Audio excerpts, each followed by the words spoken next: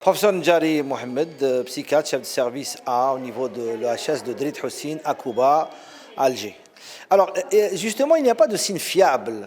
comme ça qui pourrait rapidement nous dire que cet adolescent a un risque important de transiter vers une psychose. Puisqu'il n'y a pas de signe fiable, ça veut dire qu'il y a beaucoup de signes qui ne sont pas fiables. Donc il faut être un peu large, un peu dans la détection. Et une fois qu'on détecte un peu tout ce qui peut être un malaise de cet enfant, ce jeune adulte ou cet adolescent, des problématiques de fonctionnement au jour le jour, des mauvais résultats scolaires, des problématiques d'ordre dans sa vouloir prendre des toxiques, ces éléments peuvent être apportés par la famille, peuvent être apportés par le prof, l'école, peuvent être apportés par le médecin de famille, peuvent être apportés par tous les gens de la santé qui gravitent autour de l'école et qui ont l'occasion de voir de manière un peu plus fréquente cet adolescent et qui doivent être, leur attention doit être attirée par le moindre signe qui paraîtrait plutôt, qui ne coïnciderait pas, qui ne convient pas un peu au fonctionnement normal, adapté